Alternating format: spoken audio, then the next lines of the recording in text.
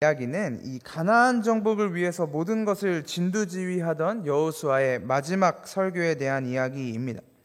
이 이스라엘 백성들을 애굽에서 끌고 나와 광야에서 그들을 이끌었던 이 모세라는 인물은 가나안 땅에 들어가기 전 요단강 이쪽 편에서 마지막 설교를 마치고 자신의 사명을 다합니다. 그리고 그 지휘권을 하나님의 말씀에 따라 여호수아에게 넘겨 주었습니다. 그리고 여호수아는 이 모세가 죽은 이후에 이스라엘 백성들을 이끌고 요단강을 건너 우리 2주 전 수요일에 살펴봤던 여리고 전투, 그리고 지난주에 살펴봤던 아이성 전투를 포함하여서 이 가나안 전체 전쟁을 이끌었습니다. 그랬던 여호수아도 이제는 세상을 떠날 때가 다가오면서 이스라엘 백성들에게 마지막을 준비시키고 있습니다. 여호수아는 어떤 이야기를 통해서 유언과도 같은 설교를 전했을지 오늘 한번 살펴보려고 합니다. 이 여호수아 24장 전체에 대해서 한번 간단하게 말씀을 드리면 24장 전체는 여호수아가 첫 설교를 시작하는 장면인데 오늘 본문 14절에 이르기까지 여호수아는 이스라엘 백성들에게 하나님이 우리를 어떻게 이끌어 오셨는지에 대해서 잠깐 설명을 하고 있습니다.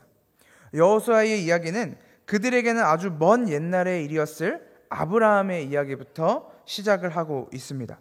하나님이 어떻게 아브라함을 부르셨는지, 그리고 아브라함의 아들 이삭은 어떤 삶을 살았는지, 에서와 야곱의 이야기, 그리고 모세를 통해서 애굽에서 자신들을 구원하여 이끌어내시고 가나안 땅을 정복하게 하신 하나님의 이야기를 여호수아는 먼저 이스라엘 백성들에게 낱낱이 이야기해주고 있습니다. 이것은 어쩌면 당연한 순서인 것 같습니다. 하나님을 예배하는 자들이 모여서 하나님을 찬양하고 하나님께 우리의 영광을 내어드릴 때 우리는 무엇을 찬양해야 하는지 반드시 알고 있어야 합니다. 우리가 누군가에게 감사의 표시를 할 때도 이런저런 이유를 가지고 그것들에 대해서 구체적으로 감사의 표현을 보통은 하지 않습니까? 아무 이유도 없는 사람에게는 감사와 영광을 돌리지 않습니다. 우리가 찬양하고 예배하고 있는 하나님도 마찬가지입니다. 우리가 이 자리에 모여서 함께 하나님을 찬양하고 하나님께 영광을 돌리고 있는 중에 누군가가 다가와서 너는 왜 하나님을 찬양하는 거야? 라고 물었을 때 그냥 이라고 대답한다면 우리는 도대체 무엇을 찬양하고 무엇을 기뻐하고 있는 것일까요? 우리가 하나님을 찬양하는 이유를 발견하고 연구하는 것은 결코 하나님이 뭘 했는지 내가 코치코치 캐물어서 내가 어떻게든 하나님의 일하심을 끄집어내겠다라면서 하나님을 업신여기는 행위가 결코 아닙니다. 도리어 하나님이 우리에게 행하신 그 은혜의 일들을 우리가 바로 알고 있어야만 우리의 찬양과 영광은 온전한 것이 될 수 있습니다. 하나님이 나를 사랑해 주셨기에 감사하고 하나님이 나를 구원해 주셨기에 찬양하며 하나님이 나의 아버지가 되시며 오늘도 실수하지 않으시고 나의 삶을 이끌고 계시기 때문에 나의 삶을 그분께 맡기고 의지할 수 있는 것입니다. 오늘 말씀 가운데 그리고 여러분이 걸어가시는 그 길 가운데 우리가 하나님을 찬양할 이유, 하나님이 도대체 왜 영광 받으시기에 합당한 분이신지를 발견해 가시는 저와 여러분이 되시기를 주님의 이름으로 소망합니다. 여호수아는 마지막 설교를 통해 그들의 긴 역사를 아주 짧게 정리하였습니다. 그 몇백 년이라는 시간을 24장 2절부터 13절까지 아주 간략하게 정리를 마쳤습니다. 그 후에 여호수아는 이스라엘 백성들에게 이렇게 이야기합니다. 14절에 그러므로 이제는 이렇게 시작을 하고 있습니다. 하나님이 우리에게 이렇게 행하셨고 이렇게 일하셨기 때문에 우리는 마땅히 하나님을 찬양하는 자들로 설 수 있고 서야만 한다고 여호수아는 설교하고 있는 것입니다. 이제는 내가 없더라도 너희를 인도한 하나님을 기억하고 그 하나님 한 분만 예배할 것을 여호수아는 오늘 권면하고 있습니다. 여호수아가 여호와를 섬길 것을 권면하면서 명령한 두 가지는 바로 성실과 진정입니다. 14절을 보면 그러므로 이제는 여호와를 경외하며 성실과 진정으로 그를 섬길 것이라 이제 이렇게 이야기를 하고 있습니다. 저희가 읽은 개역 한글판 성경에서는 성실이라고 번역된 이 단어의 히브리어 원어 원래 의미는 완전함 그리고 온전함이라는 의미를 가지고 있습니다. 그래서 개역 한글판보다 조금 더 뒤에 번역된 개역 개정판 성경에서도 이 본문을 온전함 그리고 진실함으로 사용하고 있는 것을 발견할 수 있습니다. 그리고 저도 개인적으로는 이 온전함이라고 번역된 단어를 더 선호합니다. 성경이 기록된 원래 언어 히브리어 단어가 온전함이라는 의미를 가지고 있기도 하고 성실한 예배보다는 하나님이 기뻐하시는 온전한 예배가 성도들에게는 더 중요하기 때문입니다. 하나님을 향한 우리의 예배는 물론 성실해야만 합니다. 우리는 하나님을 예배하기에 게으르지 않아야 하고 하나님 앞에 나아가는 것을 기뻐하는 마음으로 기꺼이 나아가야 하는 것은 분명합니다. 그러나 우리의 예배가 단지 성실하기만 한다면 우리는 잘못된 열심에 빠져들 수도 있게 됩니다. 코로나가 우리나라에 번지기 시작하면서 수면 위로 떠오른 이단이 바로 신천지였습니다. 대부분의 사람들은 신천지를 일반 종교로 보는 사람은 없습니다. 이제는 그들도 이 신천지라는 종교가 조금은 이상한 종교구나 라는 것 정도는 알게 되었습니다. 물론 그들이 왜 신천지를 이단이라고 얘기하는지, 왜 잘못되었다라고 얘기하는지, 그들이 무슨 신학을 가지고 있고 무슨 가치관을 가지고 있는지는 세상 사람들은 잘 모르지만 그래도 뭔가 좀 이상하다라는 생각은 가지고 바라보고 있게 된 것 같습니다. 그럼에도 불구하고 그 종교가 이단이고 조금은 이상하다라는 걸 알고 있음에도 불구하고 신천지에 다니는 사람들에게 배워야 할 것은 하나 있습니다. 그것은 바로 그들의 열심입니다. 신천지 사람들은 참 성실합니다.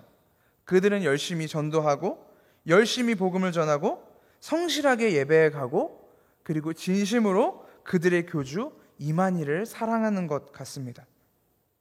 그래서 단지 이 성실과 열심이 우리의 예배를 온전하게 만드는 것 같지는 않습니다. 그들의 열심을 보면, 그들의 성실함을 보면 그들의 예배는 온전한 것이어야만 될 것 같은데 그렇지 않은 것을 우리는 우리의 두 눈으로 목격하고 있기 때문입니다. 우리가 이 자리에서 하나님을 예배하는 것도 마찬가지입니다. 삶 속에서 드러나는 우리의 성실함도 물론 중요하지만 그것보다 더 중요한 것은 온전하게 나아가는 것입니다.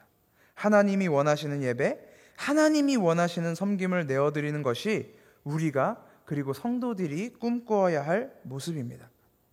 그렇다면 이 여호수아가 얘기하는 온전함이라는 것은 무엇일까요?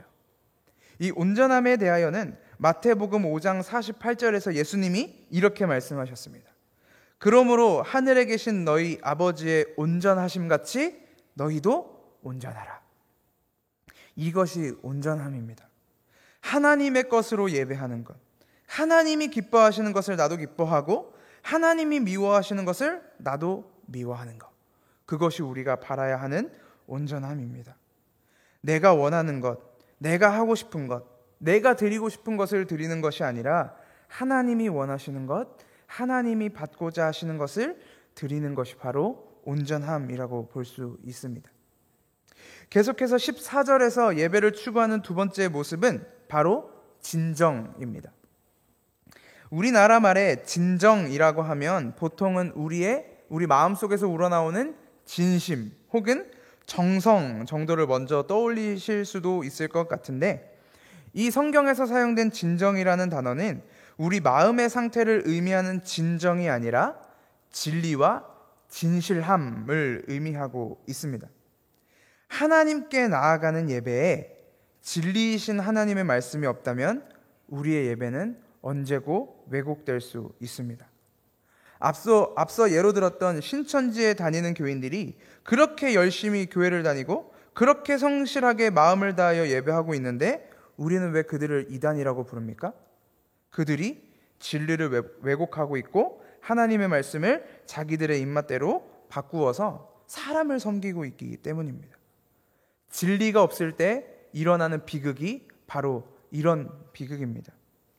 우리의 예배도 이와 비슷합니다. 우리 삶 속에서 하나님의 말씀이 자꾸 변두리로 밀려나고 우리의 예배에 진리가 사라지기 시작할 때 우리도 모르는 사이에 우리의 삶과 우리의 예배가 왜곡되어질 수 있습니다. 그래서 여호와는 오늘 이스라엘 백성들에게 유언을 남기면서 하나님을 섬기되 무엇을 가지고 섬기라고 이야기하냐면 바로 온전함과 진실함, 진리를 가지고 섬기라고 권면하고 있는 것입니다. 이 예배에 대한 이야기는 요한복음 4장에서도 거의 흡사하게 등장하고 있습니다. 하나님은 영이시니 예배하는 자가 신령과 진정으로 예배할지니라고 말하는 이 구절의 원문의 의미도 영과 진리로 예배하라입니다. 하나님의 것으로 예배하고 진리이신 그리스도로 예배하는 것, 그것이 바로 오늘을 살아가는 그리스도인들의 예배인 것입니다. 우리 예배를 통해 나의 모습을 철저하게 내려놓고 하나님 앞에 모두 버려놓고 오직 하나님과 예수 그리스도를 붙들고 나아가는 것, 그것이 우리의 예배입니다. 우리의 예배가 온전함과 진리를 놓치지 않는 예배가 되기를 주님의 이름으로 소망합니다.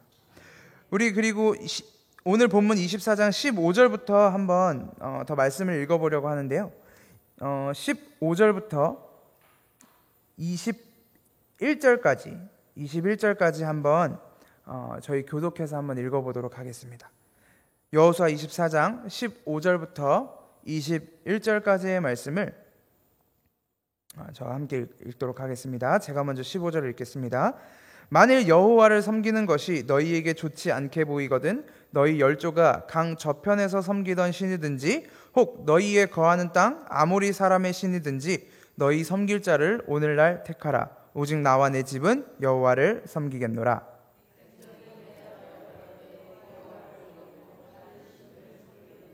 우리가 결단코 하지 아니하오리니 이는 우리 하나님 여호와 그가 우리와 우리 열조를 인도하여 애굽 땅 종되었던 집에서 나오게 하시고 우리 목전에서 그 큰 이적들을 행하시고 우리가 행한 모든 길에서 우리의 지난 모든 백성 중에서 우리를 보호하셨음이며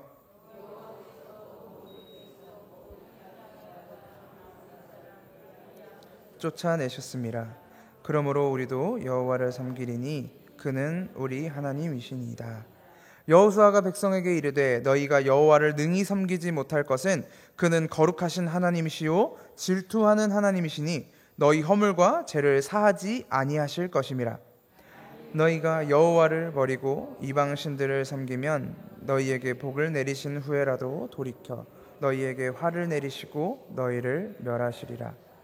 백성이 여호수아에게 말하되 아니니이다. 우리가 정녕 여호와를 섬기겠나이다. 백성에게 이르되 너희가 여호와를 택하고 그를 섬기리라 하였으니 스스로 증인이 되었느니라. 그들이 가로되 우리가 증인이 되었나이다. 저희 25절까지 연속해서 읽겠습니다. 여호수아가 가로되 그러면 이제 너희 중에 있는 이방신들을 제하여 버리고 너희 마음을 이스라엘의 하나님 여호와께로 향하라. 백성이 여호수아에게 말하되 우리 하나님 여호와를 우리가 섬기고 그 목소리를 우리가 청종하리이다 한지라. 다 함께 25절 읽겠습니다. 그날에 여호수아가 세겜에서 백성으로 더불어 언약을 세우고 그들을 위하여 율법과 법도를 베풀었더라. 아멘. 이 하나님의 온전하심 같이 우리도 온전하여지고 결코 변하지 않고 흔들리지 않는 진리가 우리의 삶을 붙들고 우리의 예배를 붙들게 되면 어떻게 하게 될까요? 우리가 어떤 모습으로 하나님 앞에 나아가게 될까요? 여호수아는 지금 14절에서 이스라엘 백성들에게 너희가 성실과 진정으로 예배를 드리라고 한 뒤에 이 뒤에는 계속 무슨 얘기를 하고 있냐면 너희 안에 있는 그 우상신들을 제하여 버리라고 계속 이야기하고 있습니다. 너희가 예전에 애굽 땅에서 섬기던 신들 아니면 우리 조상 아브라함이 강 건너편에서 섬기던 신들 혹은 너희들이 이 땅에서 발견하게 될 아무리 사람들이 섬기는 신들이든지 간에 그것을 너희에게서 멀리 버려버려라 라고 여호수아는 이야기하고 있는 것입니다. 우리가 하나님을 예배하는 가운데 우리의 온전함과 진실함으로 나아갈 때 우리가 그렇게 나아갈 수 있을 때에는 반드시 우리 안에 있는 우상들이 모두 제하여지게 됩니다. 지금 여호수아의 설교를 듣고 있는 사람들은 광야에서 태어난 광야 세대이든지 혹은 애굽에서 나올 때 아직 20살이 되지 않았던 어린아이들이었습니다. 몇몇은 어렸을 때 벌써 애굽의 문화를 보아왔을 수도 있고, 몇몇은 여전히 애굽의 문화가 익숙한 부모님들을 통해 전승되어져 왔을지도 모릅니다. 또 그들은 지금 자신들이 살고 있는 이 가나안 땅의 신들에게 어느 정도 매력을 느낄 수도 있습니다. 그럼에도 불구하고 여호수아는 마지막 설교를 통해서 너희 가운데 있는 우상을 다 제하여 버리라, 다 없애버리라, 그들을 쫓아가지 마라 라고 명령하고 있습니다. 이미 하나님의 믿음을 따라 살아가는 우리들에게 여호수아의 이 말은 어쩌면 굉장히 당연한 말처럼, 당연히 그래야 되는 거 아니야? 굳이 설교를 해야 되나? 라고 생각하실 수도 있을 것 같습니다. 그러나 우리가 오랜 기간 살면서 내 몸에 적응되어 왔던 이 전통들을 내려놓는 것이 생각보다 쉽지는 않습니다. 저도 요즘에는 저보다 더 어린 친구들, 이제 성도분들이 보시기엔 저도 이제 한참 어린 사람이지만, 저도 저보다 더 어린 친구들을 바라보고 그들이 생활하는 문화를 보면 세상 참 많이 변했구나라는 생각을 할 때가 있습니다. 옛날 어르신들이 이제 저희 세대를 바라보시면서 세상 말세다라고 한탄하셨던 것처럼, 저도 속으로 가끔 그 어린아이들의 문화를 보면서 세상 말세다라는 생각을 속으로 하게 될 때가 있습니다. 저도 이제는 그 어린아이들의 문화를 이해하기 어려운 나이가 되어버린 것 같습니다. 물론 요즘 아이들의 생활 가운데 이 잘못 스며든 문화들도 있습니다. 분명히 고쳐져야 하고 잘못된 방향으로 진행되고 있는 문화들도 분명히 있지만, 사실 대부분은 이것이 잘못된 문화가 아니라 저희가 지내던 것과는 조금은 다른 문화일 때가 더 많은 것 같습니다. 우리 성도분들이 예전에 놀이문화로 즐기셨던 쥐불놀이라든지 자치기라든지 이제 전통 팽이치기 같은 놀이들은 이미 저희 입에 전통이라는 말이 붙었을 정도로 이제 예전의 놀이문화들이 되었습니다. 그리고 저희 시대 때는 이제 쇠로 된 팽이를 이제 가지고 팽이치기를 하거나, 아니면 이제 조그만 차를 조립해가지고 이제 거기에 건전지를 넣어서 이제 그 미니카라고 하죠. 이렇게 자동차 경주를 하는 그런 놀이도 있었습니다. 술래잡기 같은 간단한 놀이들은 다양한 이 규칙들을 새로 만들어서 아주 다양하게, 술래잡기의 형태이지만 아주 다양한 것으로 변형시켜서 놀기도 했었습니다. 그리고 요즘 초등학생들에게는 이 놀이조차 전통이 되어버린 시점입니다. 저도 전통놀이를 하던 사람이 되어버렸습니다. 저는 이런 놀이문화가 없어지는 것에 대해서 안타깝기도 하지만, 이것은 세대가 바뀌면서 받아들여야 하는 문화의 차이이기도 합니다. 그래도 그걸 제가 알고 있음에도 불구하고 그것을 마냥 이해하거나 받아주기 힘들 때도 있습니다. 왜냐하면 저는 제가 살아왔던 이 저의 시대를 내려놓기가 쉽지 않기 때문에 그렇습니다. 이스라엘 백성들도 아마 그랬을 것입니다. 당연히 우리가 예전에 믿었던, 그리고 예전부터 해왔던 그 문화들이 한편으로는 잘못되었다는 걸 알고 있었음에도 불구하고 그것이 한 번에 바뀌는 것은 그렇게 쉬운 일은 아닙니다. 그것이 우리 삶에 깊숙이 자리 잡고 있으면 그 습관을 버리기도 쉽지 않습니다. 그래도 우리가 온전하고 진실하게 하나님을 예배하기 위해서는 나의 옛 습관과 모습도 과감히 버려야 합니다. 오늘 여호수아는 이스라엘 백성들에게 그것을 권면하고 있는 것입니다. 더군다나 여호수아가 내려놓으라고 권면하고 있는 것은 단순한 놀이 문화나 음식 문화 같은 것이 아니었습니다. 이들이 가지고 있던 그 문화, 그리고 여호수아가 버리라고 했던 그 우상은 나의 주인이 누구인지를 고백하는 행위였고, 내가 누구에게 속하였는지를 드러내는 행위였습니다. 만약에 우리 집에 신기한 동상이 하나 있고 거기에 아침마다 절하고 인사하는 것을 어떻게 문화로 치부할 수가 있겠습니까? 내가 하나님을 예배하지만 이것은 그냥 우리 집안의 문화야 라고 하면서 어떻게 하나님을 예배하는 것과 집에 있는 동상에게 절하고 예배하는 것을 같은 선상에 놓고 볼 수 있겠습니까? 그래서 이스라엘 백성들은 반드시 그들 가운데 있는 우상들을 모두 제하여 버리고 없애버려야만 했습니다. 그것이 그들에게는 신앙 고백이었기 때문입니다. 우리의 삶도 그리고 우리의 예배도 이와 마찬가지입니다. 온전함과 진실함으로 나아가는 예배에 우상이 낄 틈은 없습니다. 온전하신 하나님 앞에서는, 진리이신 하나님의 말씀 앞에서는 그 어떤 것도 비집고 들어올 수 없습니다. 그러나 우리의 삶을, 그리고 저의 마음 깊은 곳을 들여다보았을 때 우리 안에 여전히 수많은 우상이 있음을 바라보게 됩니다. 요즘 시대에는 무슨 동상을 들여놓고 이게 나의 신이야, 이게 나의 주인이야 라고 말하는 사람은 거의 없습니다. 실제로 세상의 다른 종교에서도 동상들을 자주 사용하기는 하지만 그것은 동상을 바라보면서 더 큰 것을 생각나게 하고 그 더 너머에 있는 그 메시지와 그 뜻을 상고시키기 위한 용도에 불과하지 그 동상 자체를 나의 주인으로 생각하는 사람은 없습니다. 눈에 보이는 우상, 손에 만져지는 우상은 요즘 세상에서 찾기는 쉽지 않습니다. 눈에 보이지 않고 손에 만져지지 않기 때문에 우리 안에서 발견될 수 있는 이 우리의 우상은 한편으로는 더욱 무섭습니다. 이것이 우상인지 아닌지 내가 깨닫지도 못한 채 어느 순간 그 우상 속에 내가 빠져 있게 되기 때문입니다.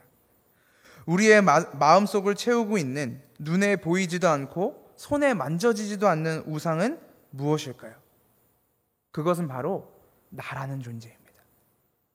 우리가 하나님을 예배할 때 너무나 많은 순간 나라는 우상이 하나님을 대신해서 자리하고 있을 때가 많습니다. 우리는 지금도 눈을 뜨고 눈을 감는 순간까지 나라는 우상을 내 삶에서 떼어놓고 생각할 수가 없습니다. 나의 몸, 내 생각, 내 행복이 우리 삶의 우선순위로 다가올 때가 너무나도 많습니다. 그래서 우리의 삶이 평탄할 때는 처음에는 하나님을 향한 믿음도 점점 좋아집니다. 하나님이 나의 기도를 응답하셨고 하나님이 나의 부르짖음을 들으셨다면서 우리가 기뻐하고 즐거워합니다. 그에 반해 우리 삶에 고난과 어려움이 찾아오면 우리의 마음이 무너지고 믿음도 무너지게 됩니다. 점점 나의 기분이 우울해지고 내 마음이 어려워지면서 모든 것이 다 마음에 안 들기 시작합니다. 모든 것이 다 짜증이 나기 시작합니다. 나의 삶이 나의 뜻대로 움직여지지 않을 때 마음이 괴롭고 힘듭니다. 이런 상태가 오랜 시간 지속되고 또 그리고 이 어려운 상태가 극단으로 치닫게 되면 그때부터는 하나님의 말씀도 잘 들리지가 않습니다. 기도도 나오지 않고 찬양도 불러지지가 않습니다. 아니, 사실은 부르고 싶지가 않습니다. 우리 안에 나라는 우상이 여전히 자리 잡고 있으면 나의 상황 때문에 자꾸 하나님을 멀리하고 하나님을 찬양하는 일을 멀리하고 하나님께 기도하는 일을 멀리하는 것이 어쩌면 우리의 본질입니다. 이 이야기를 들으시면서 혹시 내 이야기를 하고 있는 건가? 라고 오해하시는 분이 있다면 오해하지 않으셔도 됩니다. 제가 지금까지 한 모든 이야기는 저의 이야기입니다. 그리고 어쩌면 이곳에 앉아 계신 우리 모든 성도님들의 이야기일 수도 있습니다. 우리는 이 땅을 살아가는 동안 우리 안에 있는 나라는 우상을 갖다 버리기 위한 씨름을 하는 것입니다. 하나님은 너를 내어버리라고 하시고 나는 나를 도무지 버릴 생각을 하지 못합니다. 그것이 바로 우상입니다. 나라는 존재가 하나님 앞에서 버려져야 우리는 하나님을 온전히 예배할 수 있는 것입니다. 우리 함께 26절부터 28절까지 한번 이 3절밖에 안 되는 말씀이니까 저희 한번 다 같이 한 목소리를 읽어보도록 하겠습니다. 26절부터 28절까지 말씀 함께 읽어보겠습니다. 시작. 여호수아가 이 모든 말씀을 하나님의 율법책에 기록하고 큰 돌을 취하여 거기 여호와의 성소 곁에 있는 상수리 나무 아래에 세우고 모든 백성에게 이르되 보라 이 돌이 우리에게 증거가 되리니 이는 여호와께서 우리에게 하신 모든 말씀을 이 돌이 들었음이라. 그런즉 너희로 너희 하나님을 배반치 않게 하도록 이 돌이 증거가 되리라 하고 백성을 보내어 각기 기업으로 돌아가게 하였더라. 아멘. 여호수아가 이 모든 이야기를 백성들에게 해주었습니다. 하나님을 온전함으로 섬기고 진실함으로 예배하자. 그리고 그렇게 되려면 너희 안에 있는 우상들을 다 제하여 버려야 된다. 다 갖다 버려라. 다 치워버려라 라고 얘기했습니다. 그랬더니 이스라엘 백성들이 어떻게 대답했죠? 네, 내가 그렇게 하겠습니다. 내가 우상들을 다 버리고 하나님만 섬기겠습니다 라고 대답을 했습니다.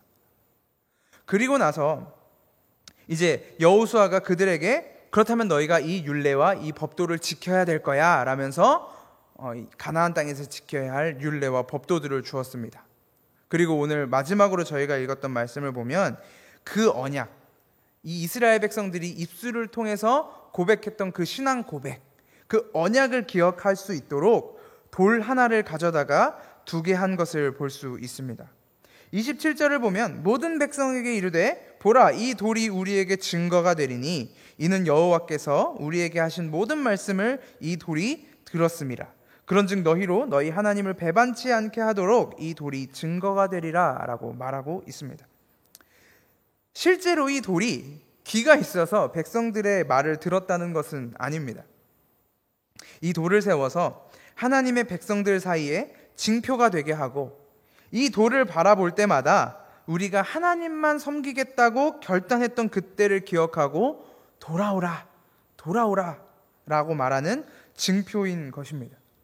그래서 이스라엘 백성들은 이제 여호수아가 죽어 없을 때 이 돌을 종종 바라보게 될 것입니다. 이 돌을 바라보고 우리가 하나님을 섬기겠다고 약속했던 것을 깨닫게 될 것입니다. 그리고 이 돌을 어디다 세웠는가를 보면 26절에 거기 여호와의 성소 곁에 있는 상수리 나무 아래 세우고, 이 이스라엘 백성들의 생활의 중심은 성소였습니다.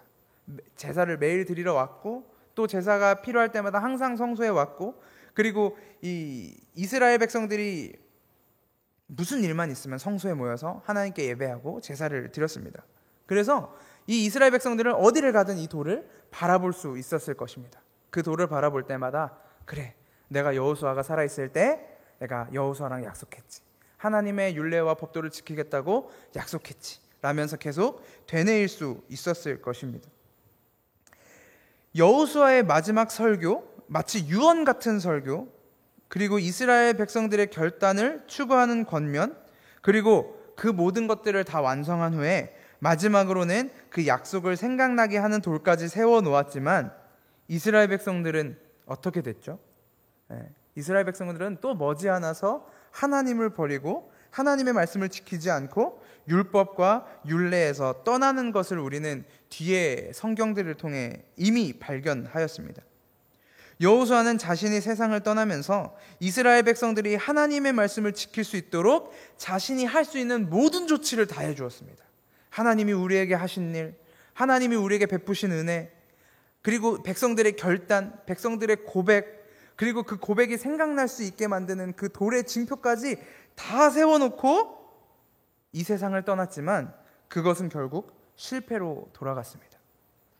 그것은 어쩔 수 없는 인간의 한계이기도 합니다. 사실은 이 증표를 바라보면서도 하나님과의 언약을 지키지 않은 이스라엘 백성들의 사건은 오랜 역사, 성경의 오랜 역사의 시작점에 있기도 했습니다. 그 사건은 바로 선악과 사건입니다. 하나님은 선악을 알게 하는 나무의 열매를 동산 중앙에 놓으시고 이 열매를 먹지 말라고 아담에게 말씀하셨습니다. 그리고 남자와 여자로 불리는 이 두 사람은 하나님의 말씀을 따라 그 열매를 먹지 않고 있었습니다. 이 동산 중앙, 어디를 가든 볼 수 있는 동산 중앙에 있는 이 열매를 바라보면서 이 두 사람은 하나님의 약속을 떠올렸을 것입니다. 그래, 하나님 저거 먹지 말라 그랬어. 먹지 말라 그랬어. 먹지 말라 그랬어. 저건 먹으면 안 돼. 라는 것들을 계속 떠올렸을 겁니다. 그럼에도 불구하고 뱀의 유혹에 넘어가 하나님이 먹지 말라고 하신 그 나무의 열매를 먹어버렸습니다. 바로 그 사건처럼, 에덴 동산에서 있었던 그 사건처럼 오늘 여호수아가 함께 세운 돌이 그들의 결단의 증표가 되었음에도 불구하고 그들은 곧바로 하나님을 멀리합니다. 세상의 좋은 것들을 쫓고 세상의 우상들을 쫓아 살아갔습니다. 눈에 보이는 증표는 우리를 유혹하는 죄악을 완전히 밀어낼 만큼 유효하지는 않았습니다. 그것이 우리의 안에 있는 이 솟아나는 죄를 억누르기에는 효과적이지 않았습니다. 그래서 그런 우리를 위해서 예수 그리스도께서 모든 것을 대신하여 완성하신 것입니다. 예수 그리스도께서 십자가 위에서 모든 것을 다 이루시고 우리가 할 수 없는 그것을 예수 그리스도가 모두 완성하셨습니다. 하나님의 사랑도, 하나님의 구원도, 믿음도 모두 우리의 것으로 삼아주셨습니다. 그리고는 하나님이 해주신 그 사랑과 구원, 믿음, 예수 그리스도가 완성하신 그것을 십자가로 세우시지 않았습니다. 지금도 우리가 십자가를 보면서 그 증표를 기억하고 있는 것이 아닙니다. 우리가 십자가를 바라보면서, 어딘가에 서 있는 십자가를 바라보면서 예수 그리스도의 죽으심을 기억하고 있는 것이 아닙니다. 우리가 무엇을 가지고 예수님을 기억하고 있습니까? 우리가 무엇을 가지고 하나님을 묵상하고 하나님의 사랑을 깨닫고 하나님의 은혜를 깨닫고 있습니까? 바로 우리 안에 계신 성령 하나님을 통해서 그것을 깨닫고 있는 것입니다. 사람이 세운 언약의 징표, 사람이 세운 그 돌멩이, 사람이 세운 무슨 나무, 무슨 깃발, 이런 것들은 눈에 보이지 않으면 언제든지 잊혀지고, 눈에 보고 있더라도 우리가 더 좋아하는 것을 보게 우리의 시선이 옮겨지게 되어 있습니다. 그러나 예수 그리스도는 친히 십자가에서 우리가 하지 못했던 그 모든 것들을 완성하신 후에 승천하시고 성령 하나님이 우리 가운데 오셔서 우리 곁을 떠나지 아니하시고 매일같이 예수 그리스도의 말씀을 생각나게 하십니다. 하나님의 말씀을 생각나게 하시고 하나님의 구원하심을 우리 안에서 날마다 새롭게 만들어 가십니다. 우리를 고아와 같이 버려두지 아니하시는 성령 하나님께서 날마다 우리를 새롭게 하시고 정결케 하십니다. 오늘도 우리에게 말씀하시고 우리의 죄를 깨끗이 씻어주시며 우리를 다시금 그리스도의 십자가로 살게 붙들어 가십니다. 그것이 이스라엘 백성들과 오늘을 살아가는 우리의 차이입니다. 그들은 눈으로 약속을 기억하였지만 우리는 성령 하나님이 우리 안에서 약속을 기억나게 하십니다. 이것은 나의 역할이 아니라 하나님의 일하심입니다. 우리를 모든 것에서 새롭게 하시고 완성하게 하시는 삼위 하나님의 은혜를 힘입어서 오늘도 내 삶의 주인으로 앉고 싶어하는 나라는 우상, 우리 인생을 주장하는 우상을 하나님 앞에 모두 내어버리시고 오직 온전함과 진리로 예배하며 살아가시는 저와 여러분이 되시기를 주님의 이름으로 소망합니다.